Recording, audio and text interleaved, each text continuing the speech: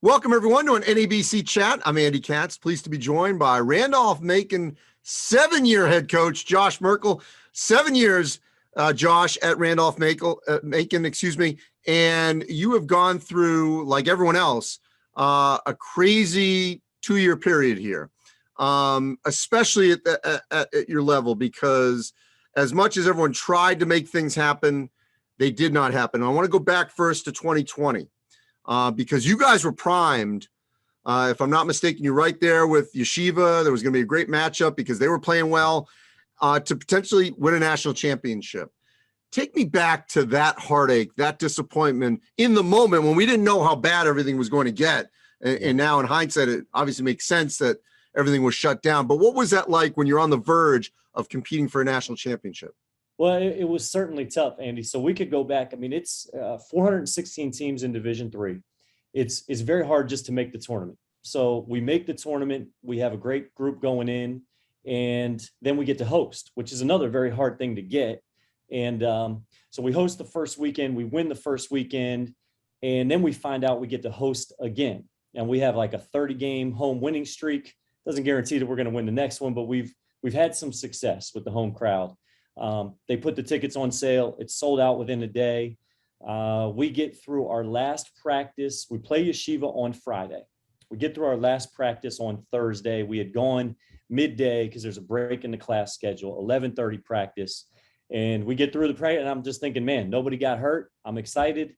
And one of my players, one of my seniors comes to me and says, Coach, did you just hear the Big Ten canceled their tournament? They had guys that were, the game was about I was there.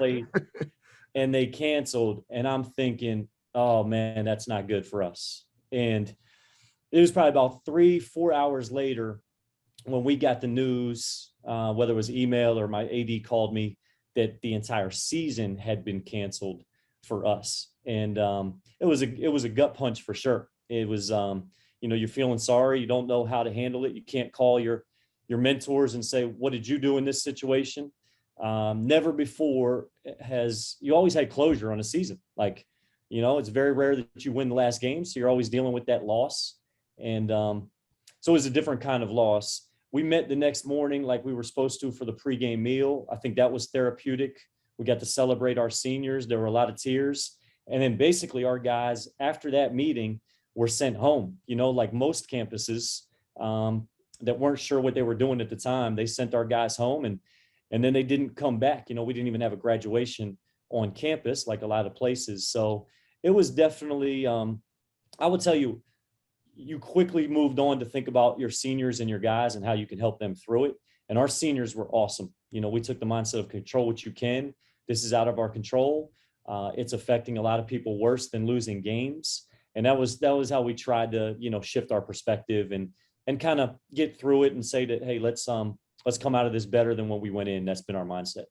All right. So last season, once again, at the Division III level, majority of programs just didn't play or abbreviated schedules because of the pandemic. And we saw how Herculean it was to just get the Division I tournament through. How'd you handle an abbreviated season in 2020, 2021? Yeah, one day at a time, a lot of gratitude. It was, trying to have the mindset of so what, now what, adjust and adapt. Thankful to our leadership here at Randolph-Macon because, they jumped through some hoops so that we could have a 12-game season and the ODAC as well. Just having some vision so that we could play some games. And we were grateful. I mean, every day was nothing was guaranteed. So when you got to practice and could take the masks off, and again, we were practicing in masks for at least a month or so. We never had the use of our locker room. That was probably the hardest thing on our guys. I know they're super grateful to have that back. And just one game at a time. I mean, there would be a game canceled and we would play a different team. It happened at least twice where we'd just call another ODAC team who had a game canceled. And so 0-day prep. We had a 2-week break from campus where they sent the students home because of the pandemic. And we came back with 1 day's practice and played another game, things that are just unthinkable in a normal season.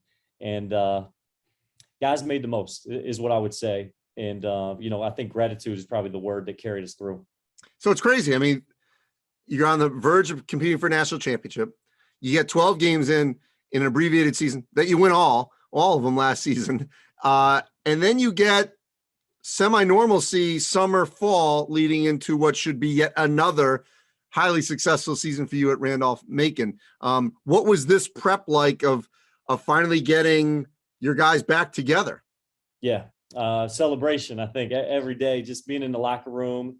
We have a lot of, we call it gaps to close, and people are thinking highly of us now, but a lot of that is based on past success. This current group hasn't done anything. And so we've had to, talk about that. And I don't think our guys are really paying attention to maybe some of the outside stuff. We know what we need to work on. We know we need to keep getting better. We know we need to be the more hungry team when we get out there. Our guys have been great. I mean, we've had competitive practices, and we've got some good players out there, but our defense needs to come together. We need to find our identity. We also had the chance to go to Costa Rica in the summertime, and that was huge because at this level where you don't get time to practice in the summer, we got those 10 days to work on some things, work with our team. You don't get to take freshmen, but we had 13 guys able to go on that trip where we could really get some things done. So for Division III coaches that probably have not played or coached a game since maybe February of 20, what do you think to reach out to your brethren here? What do you think it's going to be like for a lot of these coaches at the D3 level that are finally getting back out there, here into late November? Yeah. I mean, that's, I would say I'm sure they're grateful. There's going to be a lot of celebration. There's going to be a lot of excitement. And just because we got a few more practices or games in doesn't necessarily mean we're going to be better. We might've been working on some of the wrong things. I think across the board, it's just going to be awesome to play again with fans.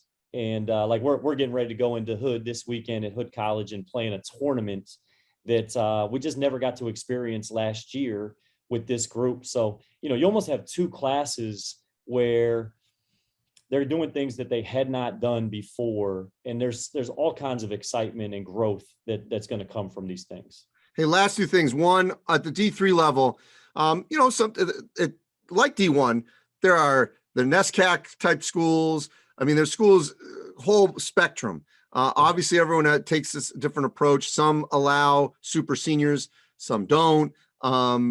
What's it going to be like to sort of manage a roster where you were able, and I think that this may be a trend where, a lot of times the guys move on. I think we're going to see maybe players come back to where they feel comfortable, maybe closer to home sometimes. What do you think that's going to be like, this year for a lot of schools at the D3 level, how to sort of manage a little bit more of a bloated roster?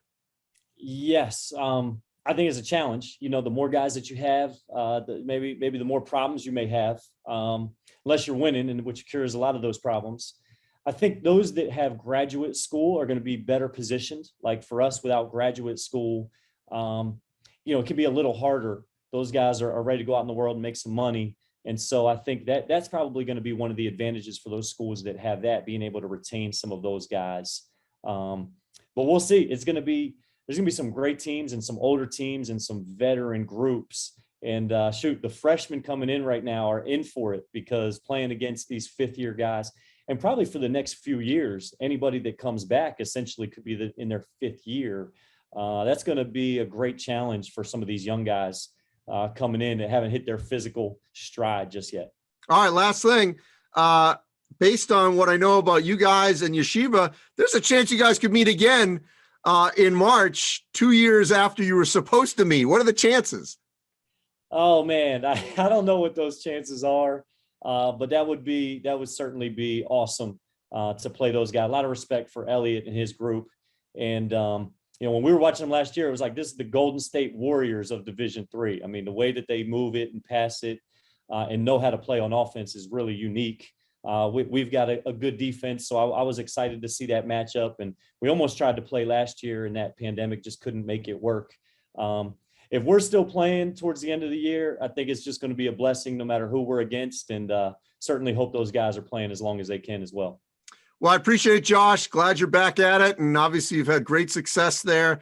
I wish you continued success. Thanks for joining me. Andy, thanks so much. Always great to talk Randolph-Macon basketball. So thanks for having us.